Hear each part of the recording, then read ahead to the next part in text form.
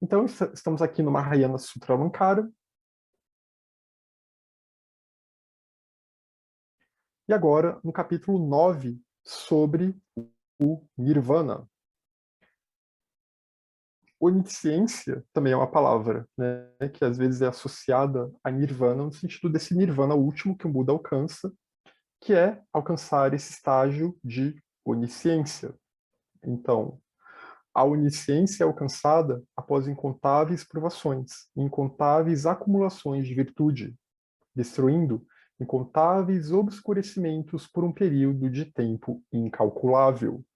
O Budado é então celebrado como uma arca de tesouros que se abre. Então aqui a gente vê como que é um processo gradual, um processo que leva tempo, lembrando que o ornamento dos Sutras Mahayana, o Mahayana Sutra Alankara, ele é uma síntese dos ensinamentos que estão nos Sutras Mahayana. Né? O que esse texto apresenta não necessariamente é algo novo, mas é algo que está nos Sutras Mahayana. E os Sutras Mahayana vão bater bastante nessa tecla de que o caminho que leva ao Budado é um caminho gradual, é um caminho que leva muitas e muitas vidas. Por isso que há poucos Budas no planeta. E mesmo em termos de Bodhisattvas, né, proporcionalmente com a população humana, sem contar a população de outros seres, mas só com a população humana, também é um número muito pequeno de pessoas, de seres. Mas o Budado, então, se a pessoa for bem sucedida no caminho, é como uma arca de tesouros que se abre, né? O lótus do coração que se abre totalmente.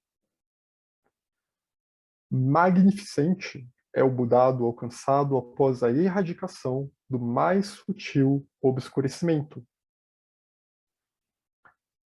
Como eu tinha falado da questão de Jineyavarana, né? Então quando aquele mais sutil obscurecimento, aquele mais sutil avarana, aquele mais sutil senso de dualidade ainda permanece, a pessoa ainda não alcançou esse estado último. Quando ela alcança de fato, é quando ela alcança a percepção direta do Dharmakaya, a percepção direta do Dharma Dhatu, do elemento uno indestrutível.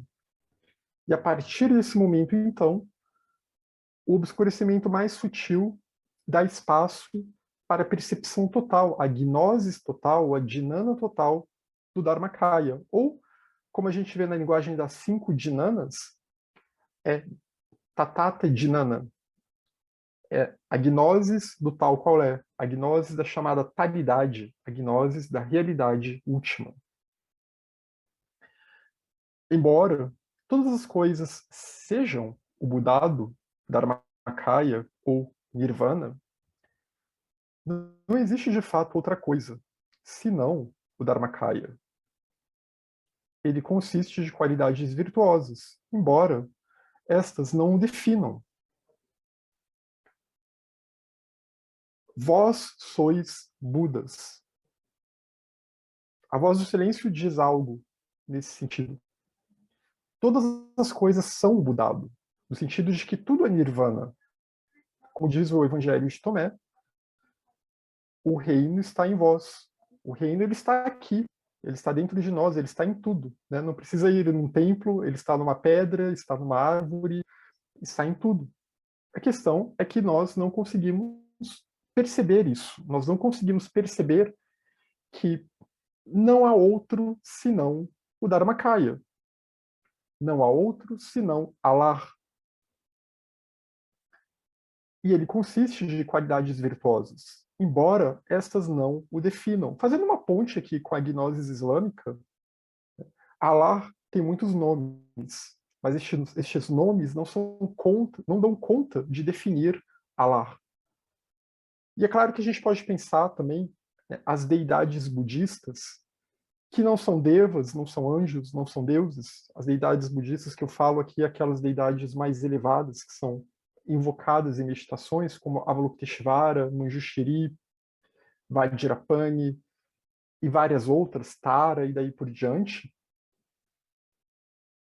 Essas deidades, elas representam essas qualidades virtuosas da natureza Buda, essas qualidades virtuosas do Dharmakaya, essas qualidades virtuosas que Nos planos mais manifestos, que nos planos em que há algum tipo de diferenciação, algum tipo de, digamos assim, características, elas se manifestam, mas que emanam desse Dharmakaya. E são aquelas características, então, que nos aproximam do Dharmakaya também, quando nós a buscamos, aquelas virtudes que, quando nós nos alinhamos com elas, significa que nós estamos alinhados com esse fluxo da vida. Nós estamos alinhados com o Dharmakaya presente em tudo, com o Atman presente em tudo. Né? A palavra Atman, ela pode ser entendida na sua origem etimológica como o movimento sempre permeante. Lembra muito definições que a gente pode ver de Tao também, no taoísmo. Né? Ao mesmo tempo, ele é quiescente, ele é perene, ele é permanente, não impermanente, mas esse fluxo da vida, ele está lá, ele está nessa manifestação que está fluindo, e por isso ele sempre está presente também nesse movimento, embora ele mesmo esteja além desse movimento. E isso é o Dharmakaya. De fato, não existe outro senão o Dharmakaya, ou o Dharmadhatu. Há várias outras palavras que a gente pode utilizar aqui.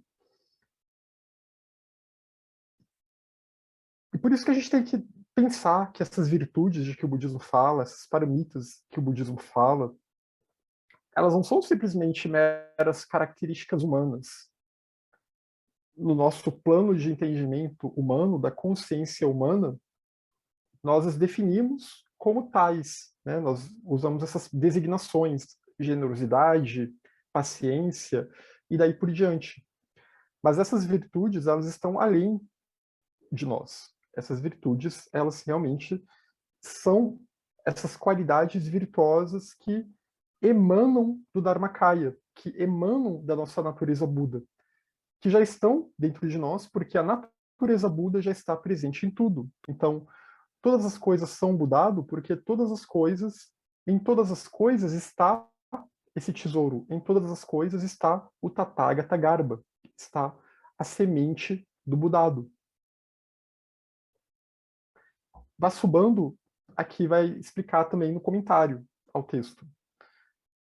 Todas as coisas são o Budado porque Tatata, tal qual é, né? Outro termo que pode ser utilizado para se referir a essa realidade última, por isso que o Buda é um Tathagata, é aquele que assim foi, aquele que tal qual foi, aquele que alcançou essa taridade, que alcançou Tatata. Todas as coisas são Budado porque Tatata é sem diferenciação e porque o Budado se manifesta por meio de sua pureza. Tatata é a base do Budado, que se manifesta uma vez que nós nos purificamos. Por meio do processo de purificação, essa luz é capaz de resplandecer. E é sem diferenciação porque não é individual, está além dos poderes de Ahamkara, está além dos poderes de Maya, está além dos poderes de Avidya.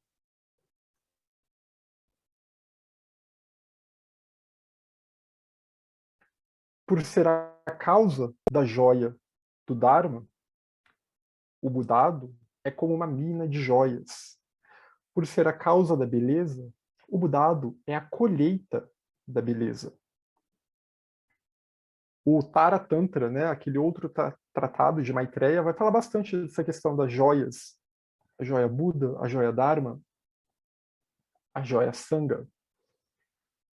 E se a gente for pensar em termos mais profundos, a joia Dharma, e entendendo a palavra Dharma como sustentação, aquilo que nos sustenta é o Budado. Aquilo que nos sustenta é a natureza Buda. Então a gente pode pensar nesse sentido, né? O Dharma, a sustentação, como sendo o Tathagata Garbha, essa sustentação da vida. E ao mesmo tempo também é por meio desses seres que realizam esse potencial máximo, que alcançam esse estado, que o Dharma pode ser girado. O Dharma agora no sentido de ensinamentos. Os ensinamentos, ou no sentido de senda, o caminho que vai nos levar para o despertar dessa natureza. Então, o Budado é a causa da joia Dharma nesse sentido também. E por ser a causa da beleza, o Budado é a colheita da beleza, da verdadeira beleza, não essa beleza meramente das coisas físicas, dos padrões de beleza, etc., mas a beleza do Dharma Dhatu, a beleza do Nirvana, a beleza da harmonia total. E que a gente consegue ver rastros disso, né, nas coisas belas e harmônicas do mundo, que de alguma forma nos elevam. O Budado inclui todas as coisas. Ou, de outro modo, exclui todas as coisas.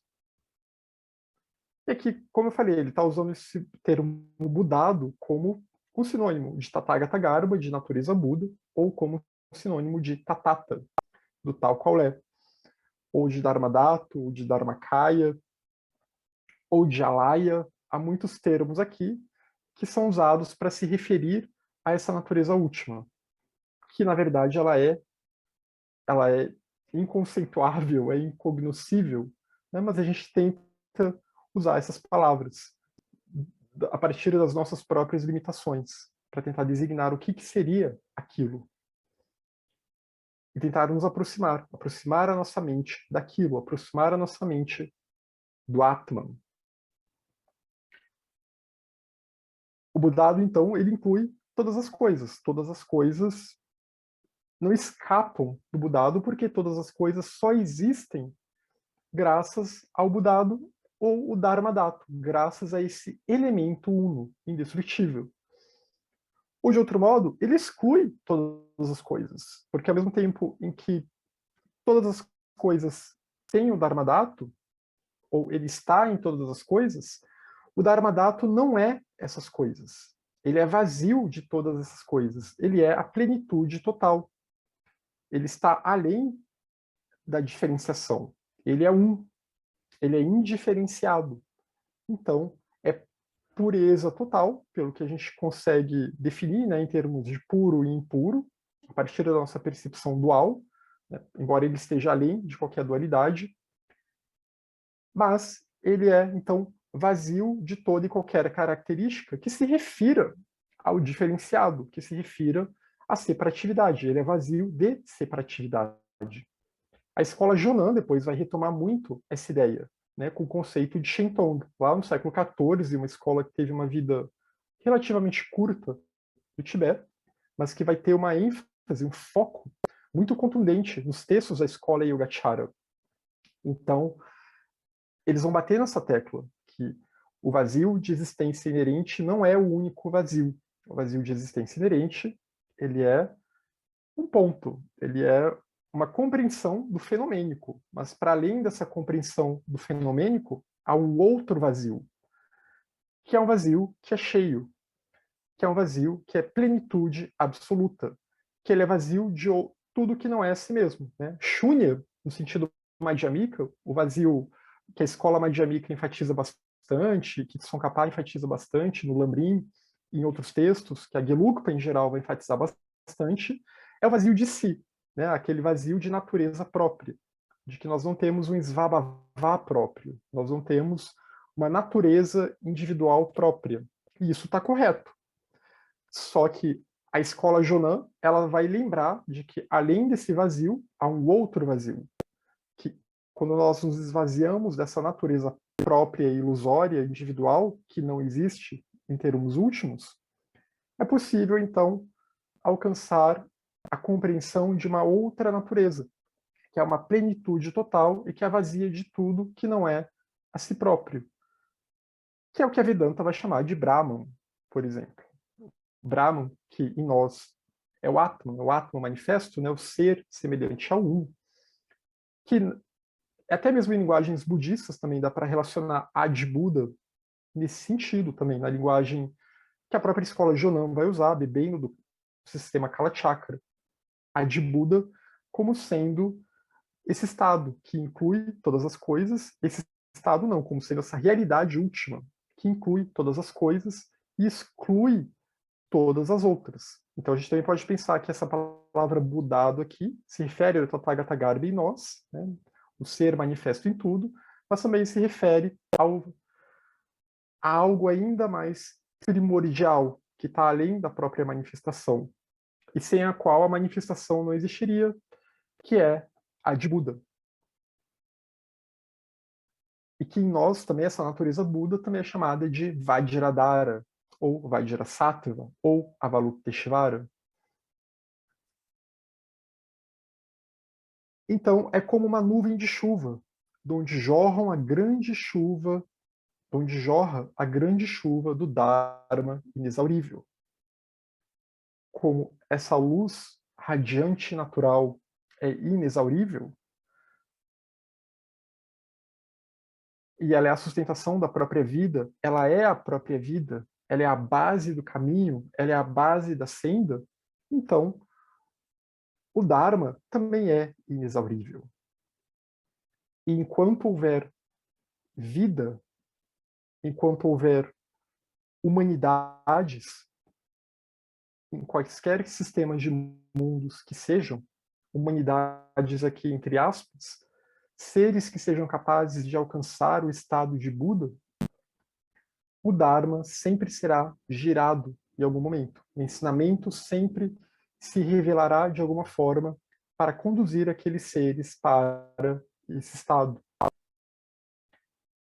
É a causa do desenvolvimento espiritual dos seres, na colheita da virtude. Essa é a causa do nosso desenvolvimento espiritual. Então aqui, esse texto ele está deixando bem claro qual é a posição da escola Yogacara genuína, idônea, original. Então eu sinto muito para os budistas que têm problemas com o Atman, eu sinto muito para os budistas que acham que tudo é anatta, eu sinto muito para os budistas que acham que tudo é vazio de existência inerente. Nessa literatura, nem tudo é vazio de existência inerente. Nessa literatura, há algo que está além desse vazio. Nessa literatura, há uma base da vida que é perente, é permanente, é quiescente, e é o um absoluto. E é essa base da vida, essa natureza indestrutível, que é a causa da iluminação. Senão não haveria iluminação sem essa base. O Budado é a libertação contínua de toda sorte de vícios, más ações, do envelhecimento e da morte. Se nós nos lembrarmos que o Atman está em tudo, que tudo é Atman, porque tudo que é manifesto é vazio de natureza própria, logo a única natureza propriamente existente é o Atman indiferenciado, é Tathata, ou Dharmadhatu, o elemento uno, indestrutível, a vida una, então sempre haverá essa possibilidade de libertação, libertação dos vícios, libertação das más ações, do envelhecimento e da morte, porque essa natureza em nós, ela quer despertar. E é ela que possibilita com que a gente consiga despertar desse estado em que nós estamos, que a gente consiga se libertar plenamente do samsara. É o melhor refúgio de todos os sofrimentos, dos infernos, das condutas que prendem ao samsara, da visão errônea do eu e do veículo individual. Então, o Budado, e aqui a gente pode pensar na joia Buda, e a joia Buda é sempre importante salientar quando a gente toma refúgio em Buda, né, nos três refúgios. É claro que também a gente pode pensar no Siddhartha, no Buda histórico, que nós estamos tentando nos fazer uma guru yoga em relação ao Buda. Também tem essa dimensão, mas no sentido mais profundo, quando a gente toma refúgio em Buda, nós estamos tomando refúgio em Adi Buda. Nós estamos tomando refúgio no Dharma Dhatu. Nós estamos tomando refúgio no Tathagata Garbha. Nós estamos tomando refúgio no Atma. E esse é o melhor refúgio de todos os sofrimentos. Dos infernos, das condutas que prendem ao samsara, da visão errônea do eu, né? Porque não é um eu. E aí vem um problema também, né? Muitos de vocês aqui vêm de uma base teosófica, e aí também eu sinto muito para os teósofos que falam em eu superior, porque essa literatura não admite esse tipo de linguagem. Né? Isso é um erro grave de tradução. Essa história de chamar Atman de eu superior, e aí causa um bando de confusão. Né? As pessoas começam a achar que há um Atman individual. A própria Blavatsky vai dizer que não há um Atman individual. Mas aí gera uma série de confusão, começa a confundir as coisas, como aconteceu em várias escolas indianas também. Isso não é uma exclusividade dos teosofistas. A própria Vedanta depois, né, a Vedanta Advaita, ela vai se tornando uma Vedanta dualista, porque começam a confundir o Atman com Jiva, o Atman com a noção temporária de individualidade. Essa noção temporária de individualidade é que só surge mediante a interdependência. Não pode haver indivíduos se não houver outros. A própria noção do que é um eu só se define a partir do que são outros. Logo, isso não é algo que está além da dualidade. Por isso, não há um eu superior. Então, é sempre bom pontuar isso, né, para as pessoas não confundirem e não achar que tem um super-eu dentro de nós. E é uma visão errônea. Se a pessoa começa a se focar muito nessa ideia de que eu tenho um eu maior, um eu superior, etc., isso também é uma visão errônea. E do veículo individual. É aquele refúgio do veículo individual, porque é aquilo que tira esse medo de simplesmente querer fugir do samsara e não realizar o potencial completo. Porque uma vez que a pessoa lembra que o Dharma Dhato está em tudo, que é essa unidade fundamental, como nos lembra a própria primeira proposição fundamental da doutrina secreta. Então, nesse sentido, não há por que se buscar somente uma libertação própria e se esquecer dos outros seres. Se o Atman está em tudo, então todos os seres necessitam dessa mesma libertação. Eles necessitam também ter o Atman desperto dentro deles. Eles necessitam entender que esse Atman está em tudo. Não há um espaço para eu me salvo e os outros que se cuidem aqui.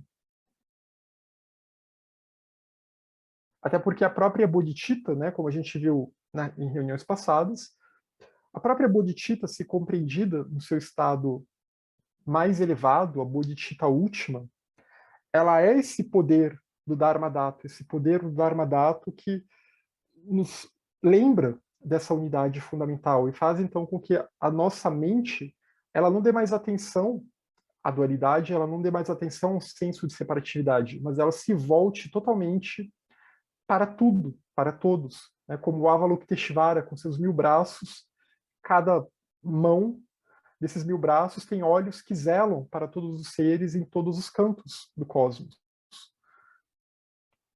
Portanto, o Budado é o refúgio incomparável. Por isso que o Budado é o refúgio incomparável, porque quando nós tomamos refúgio em Buda, nós tomamos refúgio no Dharma Dhato, nós tomamos refúgio em Adi Buda. Um corpo dotado das qualidades de um Buda, uma mente que sabe guiar os seres rumo ao Dharma, com ações iluminadas e compassivas. Este é o melhor dos refúgios. Então, um corpo que vai ser dotado dessas qualidades de um Buda,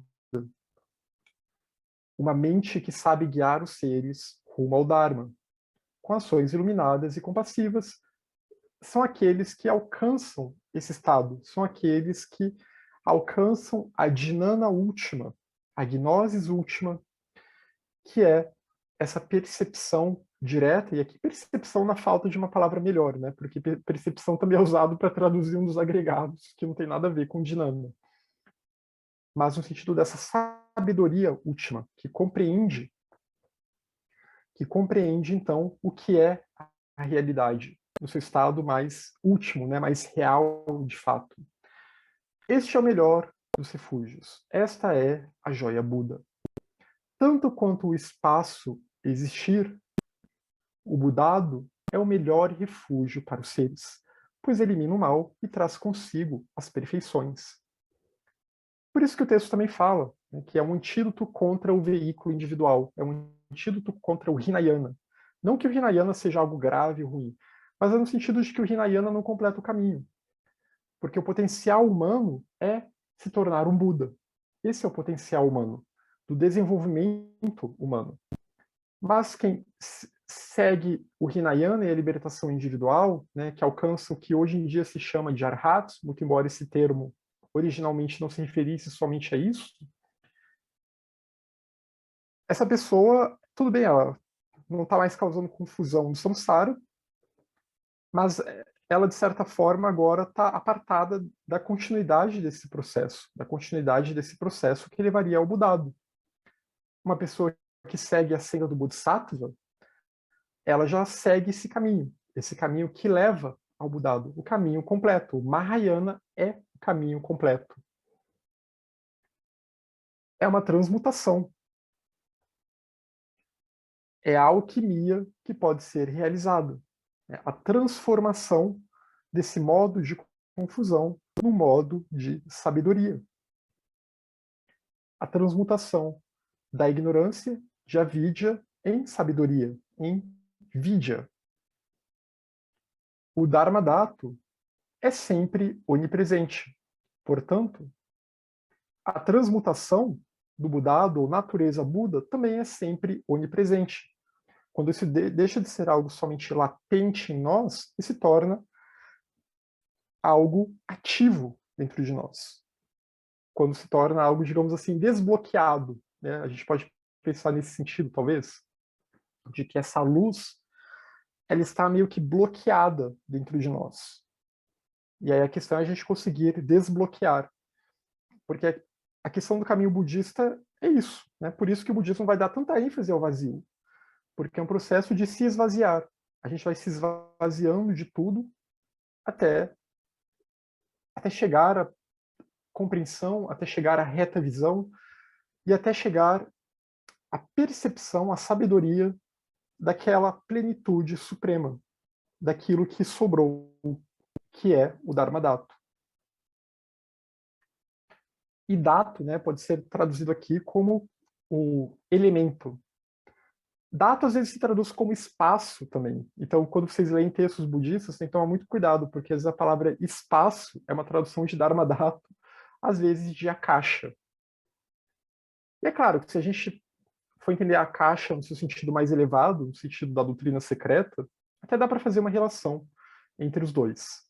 A Akasha com o Mula Prakriti, e dá para fazer uma relação com o Dharma Dhato, nesse sentido em que é esse espaço indestrutível que é a sustentação da vida manifesta.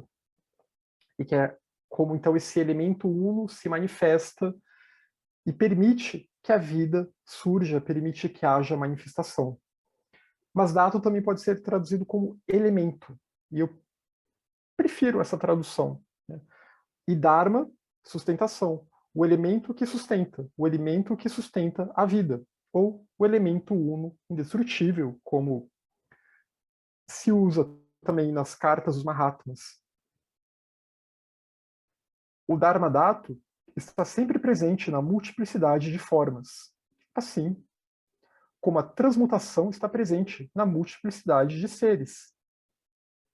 Então, nada escapa ao Dharma Dhato, porque ele é esse próprio elemento que é a base da vida. Sem ele não há vida. É a sustentação da vida, o sustentáculo da vida. É onipresente. E a transmutação, aqui no sentido do potencial de transmutação, também está onipresente na multiplicidade de seres. O potencial de iluminação está presente na multiplicidade de seres. E é claro que classes de seres vão ter os seus limites, né? O ser humano consegue chegar ao estado de Buda. E cada classe de seres, então, vai ter os seus próprios potenciais de acordo com os limites daquela classe de seres. O Budado, no nosso planeta, é algo exclusivo ao ser humano. Mas a natureza latente, ela está presente em tudo, em todos os seres, até numa pedra. Assim como o reflexo da lua não pode ser visto num jarro quebrado, o reflexo de Buda não pode ser visto nos seres maléficos. Então, aqueles seres que se tornam extremamente perversos, neles não dá para ver esse reflexo de Buda, porque esses seres estão tão desconectados das virtudes, estão tão desconectados da sua natureza espiritual indestrutível, que é como se é uma nuvem negra que aparece. O céu está completamente nublado. Não é que ele não tenha essa luz dentro de si. Tudo tem, mas ela está completamente ofuscada por essa nuvem negra. E quanto mais virtuoso a pessoa, quanto mais se dedica às paramitas, quanto mais se dedica às virtudes que nos harmonizam com o fluxo da vida, que nos harmonizam com o elemento uno, então mais a luz vai se tornando visível. Como um fogo que arde num lugar e depois no outro. Assim, o aparecimento e desaparecimento de Budas deve ser entendido, no sentido de que Budas surgem, depois deixam esse mundo, né, quando alcançam o Mahaparinirvana, quando alcançam o Nirvana último, e depois novos Budas surgem.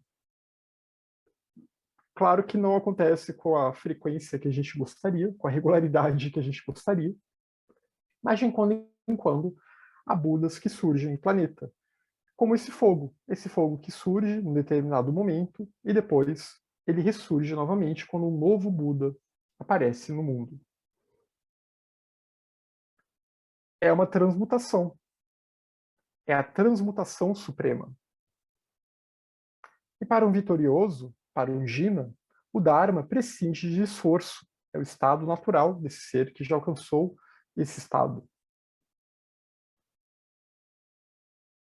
Os Budas manifestam seus feitos sem esforço. As atividades dos Budas são ininterruptas no reino incontaminado. Essa palavra aqui ela é uma palavra que até é meio confusa nesse texto, né, porque ela pode se referir a muitas coisas, e até as notas de rodapé da tradução falam mesmo que ela pode se referir ao Sambhogakaya, ao Dharmakaya, até mesmo ao Nirmanakaya, que podem se referir aos chamados campos de Buda, às chamadas terras puras, e daí por diante. Mas o fato é que é no sentido aqui de que a iluminação de um Buda ela é ininterrupta. Uma vez que o Buda alcança esse estado, ele é contínuo, ele não cessa. Né? Não é possível um Buda se desiluminar. Ele é permanente. E por isso que as suas atividades, elas não cessam. É como um sol, é como uma estrela que agora brilha, e essa estrela não cessa de brilhar, ela não para de brilhar. É claro que depois vai ter o pralaya e tudo mais, vai ter o recolhimento de tudo, mas enquanto estiver tudo manifesto, essa atividade, digamos assim, né, que não é exatamente uma atividade como a gente concebe, entendo eu, em termos humanos, né, de estar agindo, etc., como nós agiríamos aqui no nosso mundo fenomênico, mas essa luz contínua, ela não cessa, esse sol não para de brilhar. Tatata, o tal qual é asseverada como budado, nem pura e nem impura. Tatata é asseverada como o nirvana, nem pura nem impura. E aqui o Vasubandhu comenta, ela não é pura porque ela não precisa ser purificada. Né? Porque lembra que as palavras a gente usa sempre nesse jogo do mundo fenomênico da dualidade. Então, se eu digo que algo está puro, significa que esse algo pode ficar impuro. Se eu digo que algo está limpo, significa que esse algo ele pode estar sujo. E que ele está limpo porque ou ele não se sujou, ou ele pode se sujar e tem que ser limpado depois. E essa natureza última, o Atman, Tatata, não precisa ser purificada, porque ela já é livre de impurezas desde o início, e é sempre livre de impurezas. E ela não é impura. Então, ela não é pura porque não tem de ser purificada, e não é impura porque não tem obscurecimento, nem impurezas. Também não dá para dizer que ela é impura. Ela está além desses dois. Assim como ela não é felicidade e nem sofrimento. Por mais que se fale, que a gente medite, né, que todos os seres sejam felizes, e sim, realmente é algo importante, é uma meta do Mahayana, né, que todos os seres consigam alcançar a felicidade. Mas a felicidade ela chega a um limite, porque o nirvana mesmo, o nirvana último, ele está além de sukha. O nirvana último, ele está além desses conceitos de felicidade ou infelicidade, está além desses conceitos humanos. Mas definitivamente não há sofrimento no nirvana também. É plenitude total, pelo que a gente consegue conceber com as palavras, né? Contentamento total, etc. Pelo que a gente consegue conceber dentro das nossas limitações humanas. E aqui é a mesma coisa em relação a essa ideia de pureza e impureza. Não precisa ser purificada porque já não tem impurezas. E também não é impura, exatamente porque não tem impurezas. E por isso que aqui se diz que não é nem pura nem impura.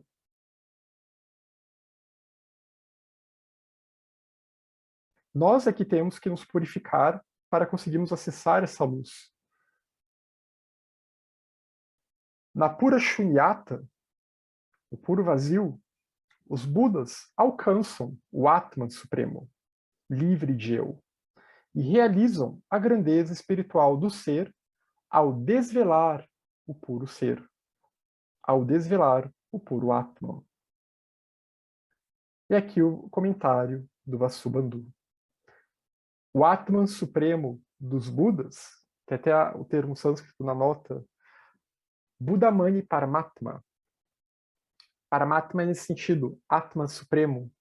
E Buddhamani, Mani pode ser entendido como uma joia, né? A gente pode até pensar, uma joia, a joia Buda Paramatma, o Atma Supremo como essa joia de um Buda ou como a própria joia Buda. O Atma Supremo dos Budas é o reino incontaminado. E aqui pode ser entendido no sentido de Dharmakaya. Porque o seu Atma é o supremo vazio de eu. Então, de novo, né, não há eu superior aqui. Não há individualidade superior, superindividualidade. Não, isso é algo indiferenciado. Porque o seu Atman é o supremo vazio de eu. Ele é vazio de outro. Ele é pleno em si próprio. Ele é o si próprio, real. Esse vazio supremo é a pura tatata, o puro tal qual é. E este é o Atman dos Budas, no sentido da realidade intrínseca. No sentido, e realidade intrínseca aqui pode ser entendido como Svabhava, ou o Svabhavikakaya, a veste, entre aspas, da realidade intrínseca, que é um sinônimo de Dharmakaya. Quando a purificação está completa, os Budas alcançam a ausência de eu mais elevada, isto é, alcançam o puro Atman. Ao alcançar o puro Atman, os Budas alcançam a grandeza espiritual do ser.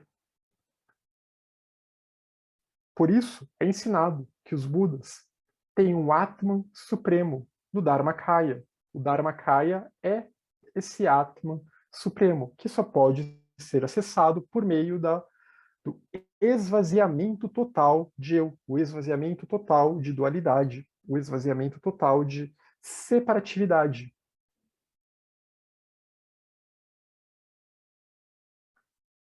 Por isso, a ausência total da nossa consciência dual, de Vijnana, né, que é o contrário de Jnana. É quando a Alaya Vijnana, agora falando bem em termos Yogacara mesmo, é quando a Alaya Vijnana, digamos assim, se livra de Vijnana e é somente Alaya, é somente a pura Alaya, por meio da força de Jnana, por meio da luz de Jnana, a luz da pura gnosis. Por isso disse que o Budado não existe, nem não existe. Por que o Budado não existe, nem não existe? E aqui vamos ao comentário de Vasubandhu novamente. Pois em Tathata não há coisas ou seres diferenciados, né?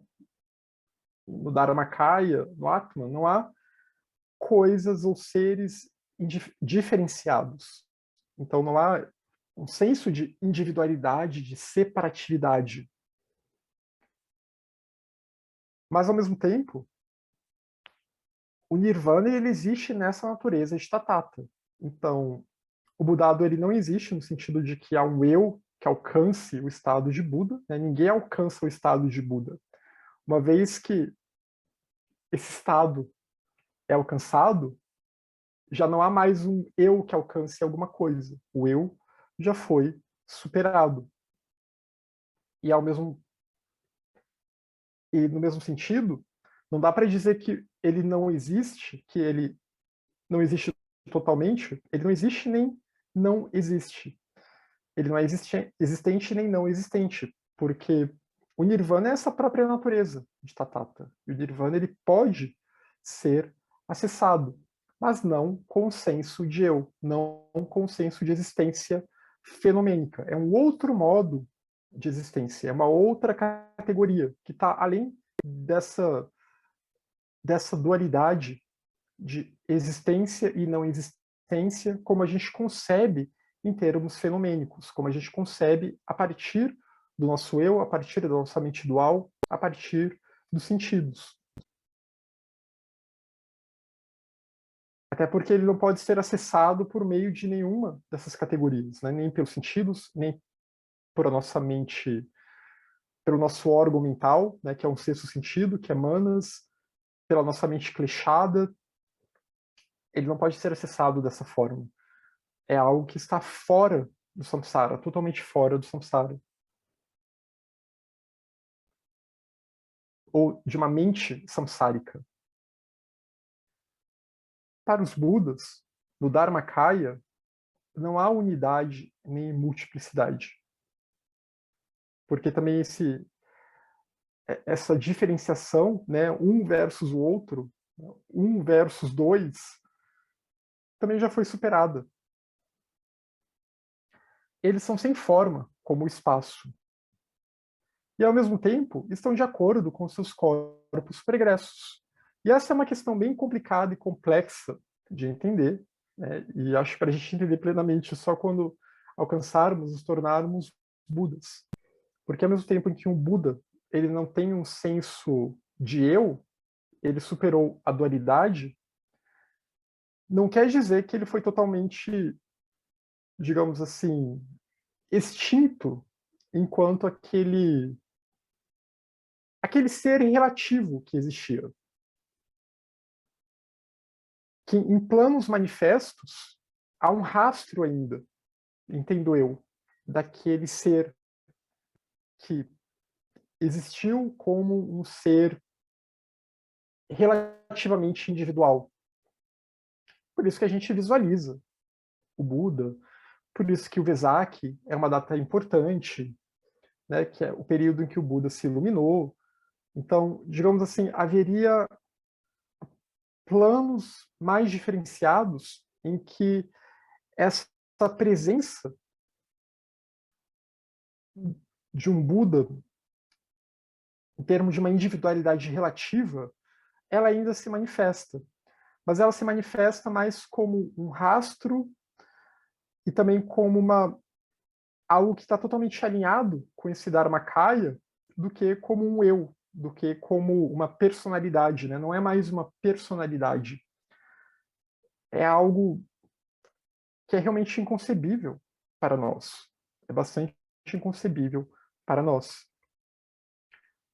Talvez a gente possa pensar como uma inteligência que se forma, né? E essa palavra é uma palavra complicada de se usar também, né? Mas é como se torna, entendo eu, uma espécie de uma inteligência cósmica que vai ter as suas funções, etc. E daí por diante nos seus planos de atuação. mas que não é mais um eu, não é mais uma pessoa, não é mais uma personalidade como a gente entende. E a iluminação, ela é como a lua cheia. Ela é cheia de mérito e sabedoria. E aqui, claro, eu estou especulando, né? Eu estou só especulando pelo que a gente vê nos textos. Até porque os próprios Mahatmas falam que eles não podem falar muito sobre o que tá além do próprio nível deles, né? O que vem depois exatamente do Budado. Eles mesmos não podem falar porque eles não chegaram naquele estado ainda. Então, tudo que a gente faz aqui são especulações a partir do que a gente entende nesses textos, mas enquanto nós não estivermos nesse estado, a gente não pode ficar tentando especular demais para não cair em visões errôneas também. A iluminação, mas o fato é que um Buda ele não tem mais um senso de eu, não tem mais uma personalidade, e isso todos os textos inequivocamente vão dizer. Né? É a cessação realmente de uma mente dual. A iluminação é como a lua cheia, cheia de mérito e sabedoria. Aqui as duas coleções, né? Mérito e sabedoria, aquilo que leva para a iluminação. A virtude e a sabedoria, o discernimento que apoia o desenvolvimento correto das virtudes, o cultivo correto das virtudes, para que a gente consiga se aperfeiçoar nelas. É como um sol gigante, irradiando a luz da sabedoria. Incontáveis raios de luz se juntam no disco solar e sempre executam a função de iluminar o mundo. É isso que um Buda se torna, a gente pode pensar, né, como esse sol que não deixa de emitir a sua luz. Isso a gente pode pensar é uma Bodhicitta suprema mesmo. Né? É aquele ser que agora se tornou uma instância de vida, se tornou uma pura vida, que se espalha e que irradia essa luz para todos os cantos. Incontáveis raios de luz, essa aqui eu já li, incontáveis Budas se juntam no Dharmakaya e trabalham juntos em suas ações, irradiando o sol da sabedoria. Porque todos que alcançam o Budado alcançam esse estado, alcançam o Dharmakaya. Então seriam como esses vários raios de luz, ou esses vários sóis, que juntos formam um grande sol. Essas inteligências, esses seres elevadíssimos, que irradiam a sua luz para o mundo. Isso é importante a gente pensar, né, que no Mahayana, alcançar alcançar o estado de Buda não implica em abandonar os seres, não implica em abandonar uh, o, em simplesmente virar as costas, mas é uma outra forma de atuação. Porque, é claro, um Buda, quando se alcança o estado da iluminação última, não é mais possível se manifestar aqui neste mundo. Né? Não é possível que um Buda renasça nesse mundo, porque é uma mente que já não consegue mais se, digamos assim, se tornou tão complexa, é um ser que se tornou tão complexo que não consegue mais se reduzir a esse mundo que nós estamos. Mas isso não quer dizer que o mérito gerado por esse ser, ele não continue a beneficiar os outros seres. Que, de alguma forma, esses seres eles não deixam, de alguma forma, também cumprir um determinado papel em prol de todos os seres, em prol da vida. Quando o único raio de sol é irradiado, todos os raios são irradiados. Deve-se reconhecer na irradiação, assim deve-se reconhecer a irradiação da sabedoria dos Budas. A sabedoria de um Buda é a sabedoria de todos os Budas, né? Porque todos eles alcançaram o mesmo estado. Todos eles vão ter o mesmo tipo de onisciência.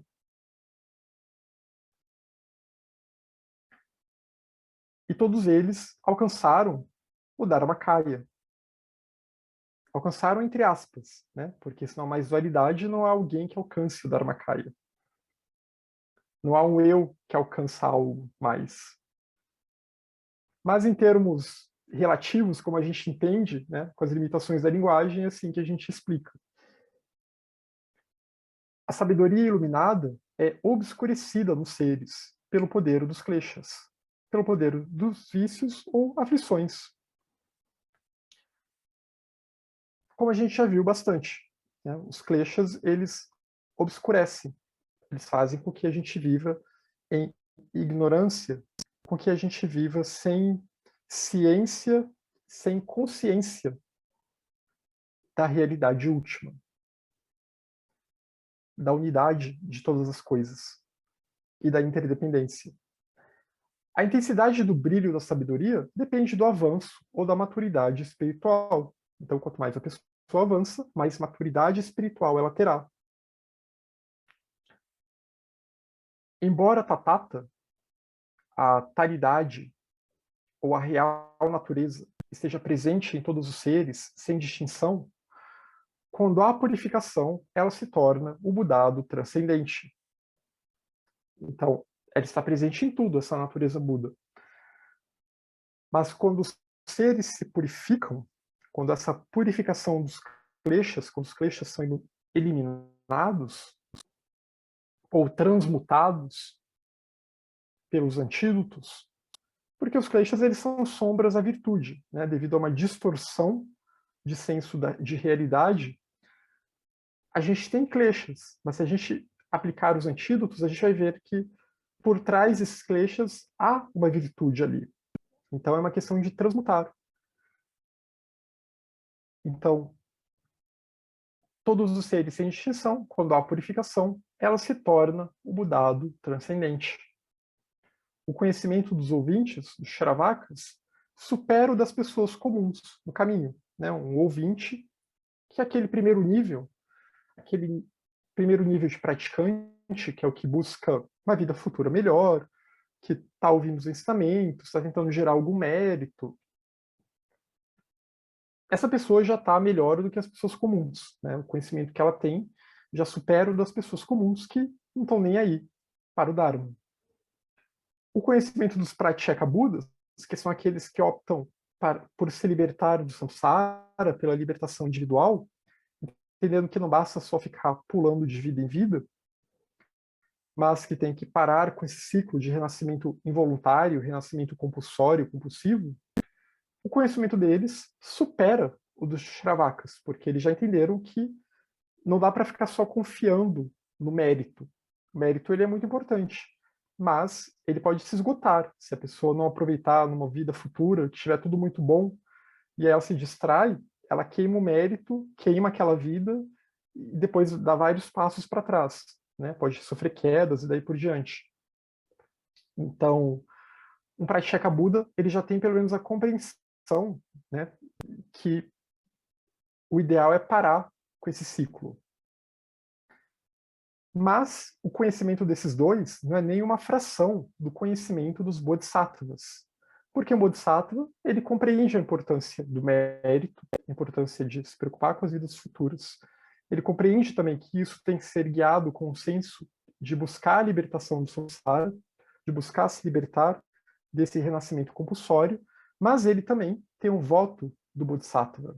Ele compreende que é importante desenvolver o altruísmo, o bodhicitta, para que, mesmo que quando se alcança a libertação, agora que há essa nova autonomia, né, que a pessoa tem uma nova autonomia sobre esse processo de renascimento, cabe a ela retornar ao mundo para auxiliar os seres, cientes, para ensinar outros a também percorrerem esse processo. Porque ele compreende a interdependência. Então não há mais um senso de eu, sem haver um senso de eu, ele compreende que a felicidade não é só uma coisa individual, que a ausência de sofrimento não é só uma questão do eu se libertar do sofrimento, mas é uma questão de todos se libertarem do sofrimento, uma questão de toda a rede de interdependência se tornar mais harmônica. O conhecimento dos Budas é imensurável e inconcebível. E um Buda, então, ele supera o Bodhisattva ainda mais, né? Porque aquele é a culminação do caminho, é o fim da senda do Bodhisattva, é o Budado. E o seu conhecimento é imensurável, é inconcebível. Grande maestria é alcançada pela transmutação das 5 faculdades dos sentidos, seu funcionamento adequado. Então, grande maestria vai ser alcançada por aqueles que transmutarem essas 5 faculdades dos sentidos e permitirem que elas funcionem adequadamente. No sentido de que a gente entende que essas faculdades, elas são instrumentos que podem nos ajudar a conhecer o mundo, a conhecer os fenômenos, mas que elas não devem ser usadas como aquela lente principal, né, que a gente acaba associando aos kleshas, a klishta-manas, a mente pensante dominada pelos kleshas, pelas aflições, e acaba se apegando aos objetos dos sentidos, acaba se apegando às experiências sensórias. Grande maestria é alcançada pela transmutação do órgão mental contaminado, klishta-manas, na dhinana perfeita e não conceitual, na gnosis perfeita e não conceitual. Então, grande maestria vai ser alcançada quando a pessoa consegue transmutar o órgão mental contaminado por meio da gnosis perfeita, por meio da dhinana perfeita, em que a mente já não está mais afligida pelos kleshas, a mente agora ela está virtuosa, né? Essa klishta-manas, ela sai de lado e se torna uma, digamos assim, uma buddhimanas. Grande maestria é alcançada na transmutação de alaya vidinana no nirvana imaculado. Como eu falei antes, né, isso é algo que também depois a escola Jonan do Tibete vai enfatizar bastante no século XIV. Esse processo do nirvana é cessar esses movimentos de vidinana, é cessar esses movimentos da nossa consciência dual. Entender que vidinana é somente um pad, ela é somente um veículo nesse mundo fenomênico, mas que ela não é alaya, que a alaya está além de vidinana, que a alaya está além dessa consciência, que é traduzida como consciência de, consciência separativa, né, um dos 5 skandhas, um dos 5 agregados, que é essa consciência sujeito-objeto, que ela é necessária no mundo fenomênico, ela é necessária para a gente entender as coisas, ela é necessária para a vida, mas ela é um instrumento e ela não é a única realidade. E essa é a questão, é compreender isso e chegar, então, à compreensão de Alaya, chegar à percepção de Alaya, que é o Atman em nós. E isso é o Nirvana imaculado. Grande maestria é alcançada na transmutação da união sexual física na visualização na visualização pura da consorte. Aqui eu achei interessante colocar esse trecho, porque aqui está falando do Tantra, está falando do Vajrayana. Né? E a yoga budista, ela inclui esse processo de se visualizar com uma deidade e visualizar uma consorte, representando o aspecto método, que é o aspecto masculino, e o aspecto sabedoria, que é o aspecto feminino. Isso aí vai ser independente se é um homem ou uma mulher que está praticando. Né? Uma mulher também, dependendo da prática tântrica, ela vai se visualizar como uma deidade masculina e vai visualizar a sua consorte feminina. Um homem, se ele estiver praticando um tantra, digamos assim, Vajra Yogini, ele vai se visualizar como uma deidade feminina. Aqui não é uma questão do gênero da pessoa, né? Mas é uma questão do que essa deidade representa. E as deidades femininas, então, elas vão ter muita nesse sistema tântrico, né, do Vajrayana, elas vão ter muito essa relação com o aspecto sabedoria e as deidades masculinas com o aspecto método. Claro que pode haver variações aqui, né? Eu mencionei Vajra Yogini, ela é relacionada com a compaixão, por exemplo. Tara também tem as 21 taras, né? E aí cada tara tem um determinado aspecto, mas Tara também é uma deidade muito relacionada com a compaixão em ação no mundo. E no Tantra de Tara, também as pessoas vão se visualizar como Tara, independente de ser homem ou de ser mulher.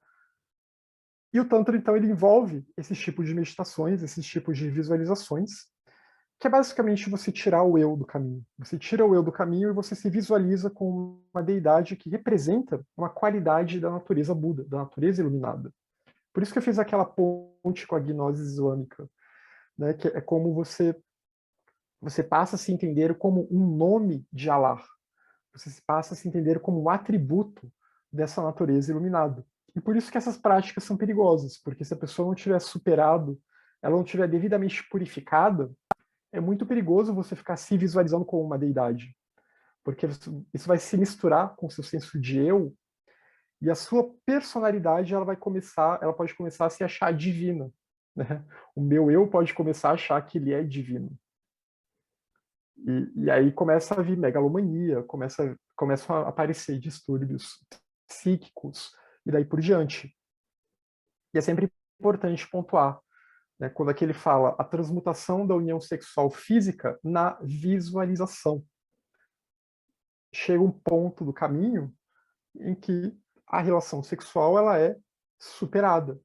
E só há essa visualização, a verdadeira união, o verdadeiro matrimônio, que já não é mais a união de corpos, mas é a união com a sabedoria, é a união do método e da sabedoria, das virtudes e da sabedoria, e a união da nossa mente mais sutil com essa natureza iluminada que está em tudo.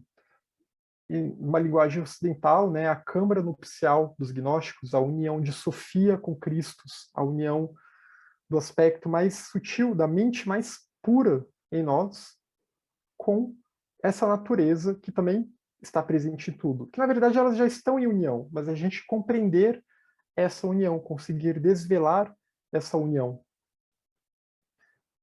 E isso aqui se dá num nível interno, isso aqui se dá num nível de estado de consciência. E que depois isso foi pervertido, né? E não é uma coisa atual. Essa perversão do Tantra, que isso vira magia sexual, vira magia negra, vira o uso de práticas sexuais para despertar a Kundalini, para mexer com chakras, etc. Né? Que aí começam, levam ao pé da letra e aí começam a pegar uma consorte física.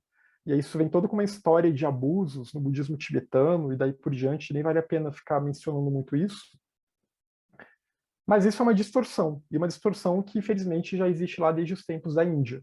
E que possivelmente é algo que é uma distorção que vem antes da Índia. Né? Pensando agora bem teosoficamente, isso certamente é uma magia negra que vem da Atlântida. Então, são essas duas vias. Né? A via do Tantra da mão direita, o Shivaísmo vai falar muito isso, né? Esse termo mão direita e mão esquerda, ele vem da Índia. E os textos shivaístas vão falar bastante sobre isso. Tem o Tantra da mão direita, que é esse Tantra em que só há visualização, em que se busca essa união interna, e tem o Tantra da mão esquerda, que é aí que se vai se usar uma consorte física, e aí vai se usar magia sexual, etc. E aí é um outro caminho não recomendável, mas que infelizmente é muito popular, e infelizmente as pessoas acham que todo Tantra se resume a esse Tantra distorcido. Grande maestria é alcançada pela transmutação da percepção do espaço. E uma vez que é feita essa união, né, no Tantra idôneo, que é a yoga, no seu sentido mais elevado, essa união com a nossa natureza espiritual, e que já não dá nem mais para chamar de união, porque né, já não há mais um eu, se esvaziou de eu, grande maestria é alcançada, porque então haverá a percepção do akasha, a percepção do espaço, aqui no sentido mais elevado, que, como eu falei, pode ser akasha, mas pode ser entendido aqui, nesse sentido mais elevado, como o Dharmadhatu, desse elemento uno que está presente em tudo e que ao mesmo tempo é o próprio espaço, é o útero da manifestação, que permite que tudo surja, que permite com que haja vida. e nada está fora desse espaço.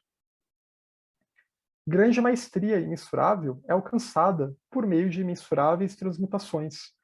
Obras inconcebíveis são realizadas no nível incontaminável dos Budas, como a gente já tinha falado aqui, como que esse nível dos Budas se fala muito, né, nas ações iluminadas de um Buda, que é claro, quando eles estão ainda no planeta, né, eles são capazes de fazer muitas coisas em prol dos seres, etc., mas mesmo depois, quando já estão no seu pós-Mahaparinirvana, também há alguma forma de atuação que para nós é inconcebível. Os que alcançam na virtude alcançam a suprema, os que avançam na virtude alcançam a suprema perfeição. Os que ficaram para trás conseguem intensificar a sua virtude. Tal é o progresso do mundo em decorrência das boas instruções do vitorioso. Então, quando há um Buda no planeta, e quando ele dá os seus ensinamentos, transmite os seus ensinamentos, aqueles que se dedicam, eles vão alcançar a suprema perfeição. Aqueles que avançam na virtude, eles vão conseguir se tornar bodhisattvas e daí por diante. Aqueles que já vinham, né, se dedicando bastante nessa senda graduada, e mesmo os que ficaram para trás, se eles não abandonarem totalmente o ensinamento, eles conseguem intensificar a sua virtude. Não é essas quedas, elas não são irreversíveis se a pessoa não desistir. Se ela continuar buscando os tropeços e as quedas, etc., eles atrasam, mas ainda assim a pessoa consegue continuar e conforme ela aumenta a dedicação, ela consegue intensificar ainda mais a sua virtude. E quem sabe ter menos tropeços, ter menos quedas. E tal é o progresso, né? Tal é o progresso do mundo que ocorre na dependência, que ocorre graças aos ensinamentos, que ocorre graças aos ensinamentos que derivam dos Budas. É uma grande maravilha que em diferentes cantos do mundo, bodhisattvas alcancem o despertar, tão difícil de obter. Não é uma surpresa, visto que praticaram a senda excelente. Então, é uma grande maravilha e não deveria, ao mesmo tempo, ser considerado uma grande surpresa, porque todos aqueles que alcançarem essa senda excelente vão alcançar esse estado de despertar, vão se tornar bodhisattvas avançados, Arya bodhisattvas, mahasattvas, mahatmas. E, quem sabe, também Budas no futuro. Por muitas centenas de portas, um Buda realiza um giro da roda do Dharma, simultaneamente no local, num renascimento invisível, nas várias atividades dos seres, na iluminação total, na liberação.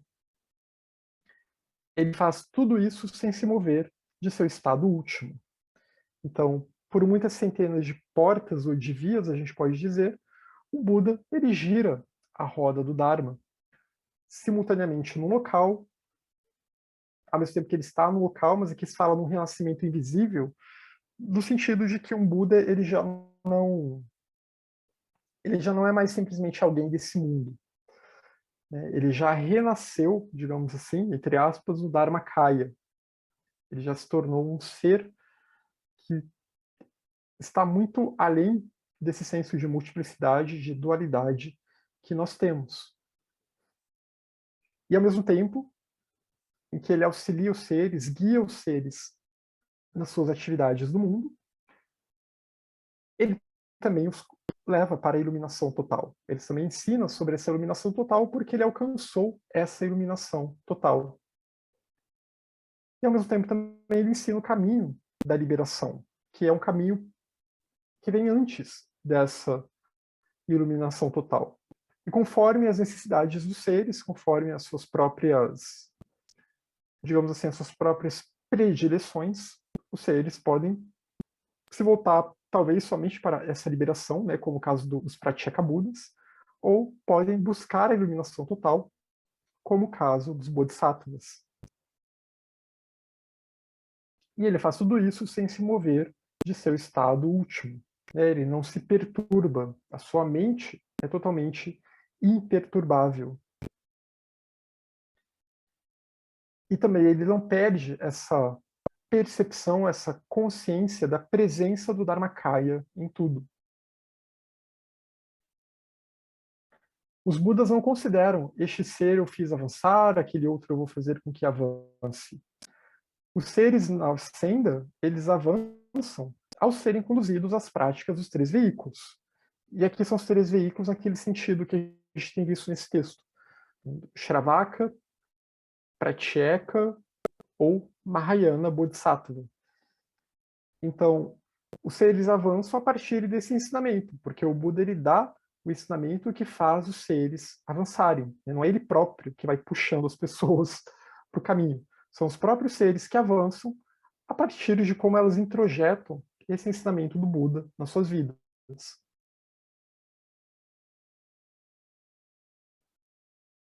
Assim como uma lamparina ilumina uma quantidade imensurável e incalculável de muitas outras lamparinas, um Buda ilumina uma quantidade imensurável, incalculável de muitos outros seres e nunca se exaure.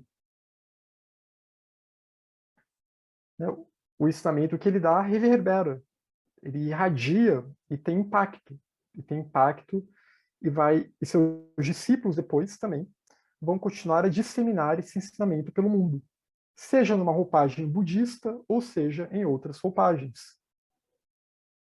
Assim como o grande oceano, o reino dos Budas nunca se satura, nem aumenta pelo fluxo constante de seres puros. Essa é a grande maravilha do mundo. Esse estado em que os Budas estão, ele nunca fica saturado, ele nunca fica muito cheio, ele não tem limites. Todo ser que se purificar pode alcançar este estado. E essa é a grande maravilha, é como um grande oceano. Um oceano sem fim.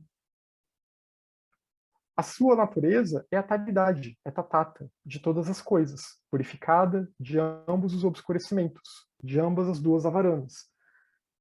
Tanto de Klesha Varana, não há mais Klesha, quanto de Jineya Varana.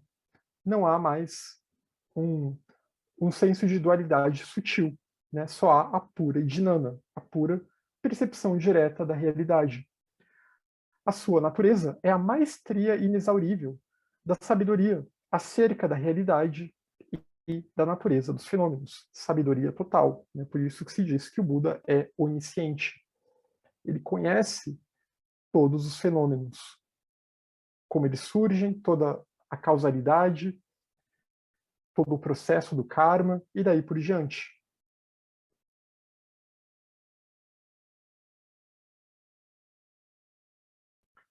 A compreensão de Tathata e a meditação sobre Tathata levam à realização suprema. A compreensão do Atma, a meditação sobre o Atma.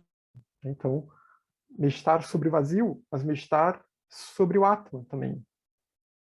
O seu fruto é inexaurível, fornecendo as duas coleções de método e sabedoria para todos os seres e de toda forma possível. O fruto dessa meditação, dessa compreensão de Tathata, ela é inexaurível. E é por meio dessa natureza Buda que é possível realizar essas duas coleções de método e sabedoria, porque essas virtudes, elas nos alinham com essa natureza, elas emanam dessa própria natureza. As vestes de um Buda são o Dharmakaya, o Sambhogakaya e o Nirmanakaya. O Dharmakaya é a base das outras. Em todos os universos, o Sambhogakaya se distingue por suas hostes, suas terras puras, seus nomes, suas atividades. O Sambhogakaya, ele às vezes é traduzido como a veste ou o corpo de êxtase, o corpo de bem-aventurança. E há um ponto em que há um tipo, o Dharmakaya ele é indiferenciado. Né? Como eu falei, ele é um sinônimo para Brahman, Atman, Tathata, etc. Já no Sambhogakaya, há um tipo de diferenciação. E nesse tipo de diferenciação do Sambhogakaya, então, é possível é possível a manifestação, a emanação de formas sutis que representam atributos que para nós são atributos de bem-aventurança, são atributos de êxtase, atributos de virtude. Se a gente fizer uma comparação com a linguagem ocidental, né, a gente pode pensar o Dharmakaya como plano divino, o mais elevado, o Sambhogakaya como plano noético, plano em que há formas puras,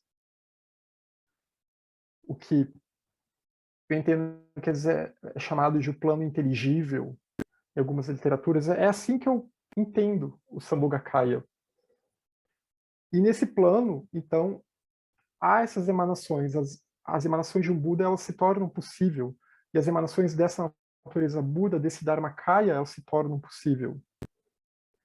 E há o Nirmanakaya, que já se refere a um plano mais próximo do nosso, que é esse plano físico mesmo, né? Mas é um físico mais sutil. O Nirmanakaya, ele é uma veste mais sutil, é um corpo mais sutil, esse corpo de luz que ele consegue transitar tanto por esse mundo físico, né? Mas também por planos mais sutis, que outras literaturas podem chamar de um plano, as regiões aí mais elevadas do astral, que seja, etc. Mas ele pode acessar reinos invisíveis ainda nesse mundo físico, mas reinos mais sutis. Em todos os universos, então, o Sambhogakaya se distingue por suas hostes, suas terras puras, seus nomes, suas atividades. Então, os arquétipos, digamos assim, né, os protótipos virtuosos, eles se referem ao Sambhogakaya. Então, essas hostes de deidades que representam atributos da natureza Buda, as terras puras habitadas por essas deidades, e que as mentes dos seres, dos praticantes elevados conseguem acessar esses estados de consciência, tudo isso tem essa relação com o Sambhogakaya. O Dharmakaya, ele é sempre igual, pois ele carece de diferenciações. Então, é interessante aqui se fala, né, que em diferentes universos, em diferentes sistemas de mundos, é claro que essas manifestações vão ser diferentes, porque diferentes universos vão se manifestar de formas diferentes, né? As suas formas vão se manifestar de formas diferentes, então os protótipos serão diferentes. Já no Dharmakaya, ele é sempre igual, porque é essa base única da vida, a vida única, a vida una. Então ele carece de diferenciações, é sempre o um. Sendo idêntico ao Dharmadhatu, como diz Stiramati, né, outro Yogacara importante, que também comentou esse texto, sendo idêntico ao elemento uno indestrutível, esse elemento que na manifestação ele é indiferenciado, e que é também a base de toda a vida, é o Atman presente em nós. O Nirmanakaya é o que conduz os seres à libertação. O Nirmanakaya, então, é essa veste de luz, que é aquela veste que está relacionada com os seres que já alcançaram essa autonomia de um Bodhisattva. E essa veste de luz também é a forma como eles conseguem se manifestar no mundo, como eles conseguem aparecer para diferentes seres, às vezes em vários momentos, digamos assim, mesmo estando encarnados no mundo, num corpo físico como o nosso, eles conseguem usar esse Nirmanakaya para acessar as mentes de outros seres por meio de sonhos, né? O budismo dá muita importância para essa questão dos sonhos, por isso é importante dormir cedo, etc.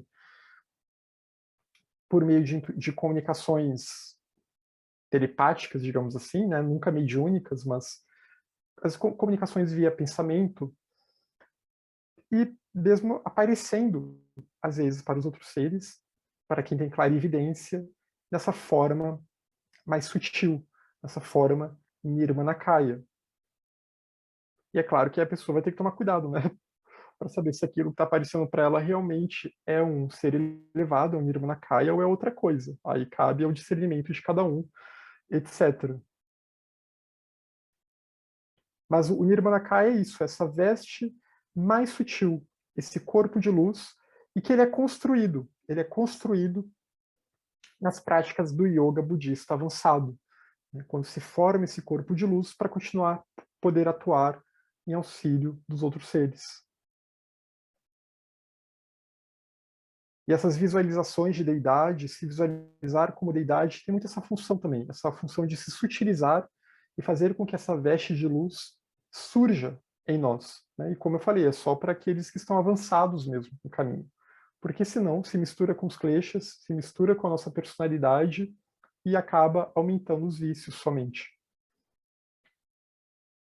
A dhinana espelho, aqui ele vai falar das 4 dhinanas. Né? Em geral, os textos falam de 5, que a dhinana mais elevada é a dhinana istatata, que aqui já está sendo dito de outras formas esse texto. Essa percepção do Atma, essa percepção do Dharmakaya, que é alcançada quando alguém alcança o estado de Buda. Mas há outros 4 níveis de dhinana que vem antes. A dhinana espelho, que é esse segundo nível, dos mais elevados, né? Aqui estou começando do mais elevado para o menos. A dhinana espelho não apropria nada como o meu. É sempre convergente, não tem confusão. É a bem-aventurança do Budado. Assim como o Sambhogakaya é chamado de a veste da bem-aventurança. Porque ela espelha o Dharmakaya. Espelhando o Dharmakaya, então, ela apenas reflete os atributos desse Dharmakaya, que são as virtudes, que são as formas virtuosas, a beleza, e daí por diante. E não há um senso de meu aqui. Então, mesmo nesse estado aqui, já há uma superação, né? Já houve um esvaziamento de eu, se tornar um espelho do Dharmakaya. E aí, refletir essa luz. A dhinana da semelhança, samata, dhinana, não é chamata aqui, é samata mesmo, ou samatá dhinana. A dhinana da semelhança em relação aos seres é considerada imaculada devido à pureza da meditação que equaliza eu e outros. Então, aqui se refere à equanimidade, a dhinana que se alcança, a gnosis que se alcança, né, os vários níveis aqui, que se alcançam quando há uma equalização real, há uma equanimidade real. Por isso que um ser iluminado ele não vai ter predileções pessoais. Ele vai auxiliar aqueles seres de acordo com o mérito deles, né?